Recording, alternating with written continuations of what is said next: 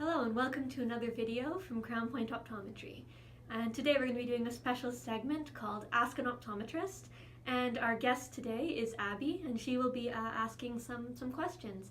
So first of all, Abby, can you explain why you're interested in optometry? Are you studying it? Or? So right now I am doing an undergraduate program at McMaster University. I'm in life science third year, and I'm planning on applying for optometry school within my fourth year. And I just want to get some insights on how that's going to be for me and for my future. All right, excellent. Thank you for joining us. Thank you for having me today. So should we get started? All right, go ahead. Perfect. Okay. So why did you choose optometry? So in fact, I was partway through my own undergrad in biochemistry when I found some forums online about optometry, and then I actually got really interested into it. And then the more I thought about it, the more I wanted, the more I was interested in it, the more I wanted to research it. And then I also found that a lot of the courses that I had taken or that I was interested in taking are ones that were the ones required to enter optometry school anyway. And also I liked the idea of being in a profession that's very practical but also involves working with people. So that's kind of why that came about.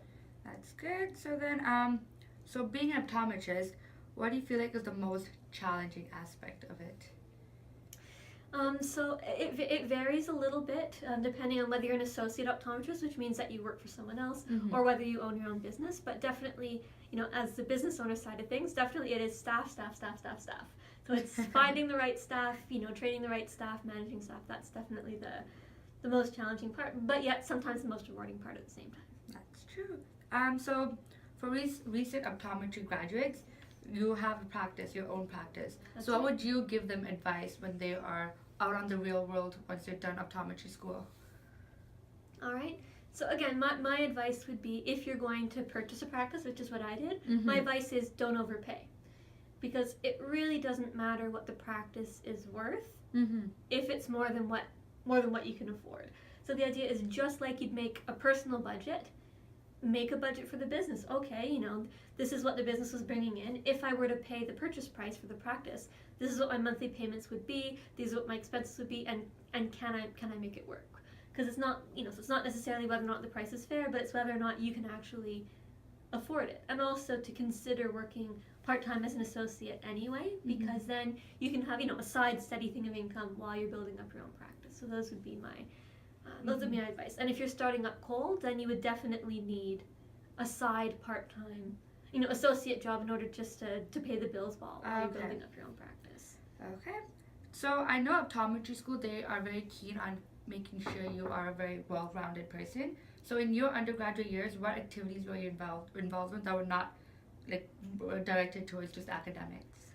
Well, I did quite a few. One thing that I actually had quite a bit of fun with was the bridge club. So bridge as in the card game. So I did have a lot of fun and made friends that way. Yeah. I also for a little bit tried water polo, but then I decided I wasn't quite fast enough for that. So I decided that wasn't for me. But that's all right. I also participated in a play. So I did also played my violin. So I did a bunch of different things. Now, more related to optometry, I also volunteered as a research assistant at the McGill Vision Research Institute. Wow, sounds interesting. So, so what are some advice you would give not optometry students, but undergraduate students writing their OAT, optometry admission test? So the key thing is that it's something that you don't have to overspend on. Like focus and quality is more important than quantity in terms of study time. So again, do a practice OAT, and it's very likely that you're not going to be even in all subjects. You might be very strong in the math and the biology, but very weak in the organic chemistry or something. So then you shouldn't be spending equal time on math, organic chemistry, and biology. You should be, focus your efforts, figure out what the weak spots are right off the bat, focus your efforts there, and don't waste a whole bunch of time on the subjects that you're strongest in, because you'll do fine in those anyway. And also in terms of time, how did that go for you in the optometry admission test? So I wrote mine in late August, and I started pretty much in the middle of May. I started my prep. Okay, so Dr. McNeil, so I've heard about your new vision therapy initiative. So did you want to give me more insights on the purpose of it and why did you start that initiative? Sure. So vision therapy is something that interested me, ever since an undergrad, because that was part of what the research in the McGill Vision Research Institute was based on. And again, one of the reasons why I love vision therapy is because you can actually improve function. So you can actually have somebody who wasn't able to see 3D is now able to see 3D, or people whose double vision is reduced, or people who no longer have headaches all the time. Because that's one of the big things that can actually increase function and quality of life by doing appropriate, eye exercise and things like that. So I've been doing some training in that specifically, as well as some research and kind of building up my practice based on that. Okay, so we are going to go back in time a little bit. Mm-hmm. Can you tell me a bit of your own experiences when you were at the Waterloo program of optometry? And maybe like any hardships you faced, or how was the work environment? How was it different from your undergraduate program? So again, the biggest difference from optometry school versus undergrad is just the number of hours that are expected of you in a week. Because typically in an undergraduate program, you're maybe 20, 25 hours a week in class or labs, whereas in optometry school, you're more closer to the 35, maybe 40 hour a week mark, just in classes and labs. And then you also will need to be obviously doing your homework and studying on top of that. So just there is a bit of an adjustment to the workload. It's depending on exactly what undergrad you're doing, but basically you're expected to spend a lot more time in class and in labs than you were as an undergrad. That's kind of the biggest adjustment. But again, some advice I would have about that is to not have a lot of unbreakable other outside commitments during that time. So, don't plan on being able to have a part-time job. Don't plan on being able to be on a regular sports team.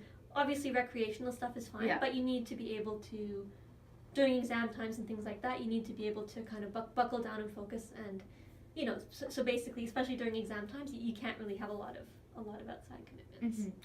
So knowing what you know in respect to optometry right now, what is one thing you will change when you were in undergrad?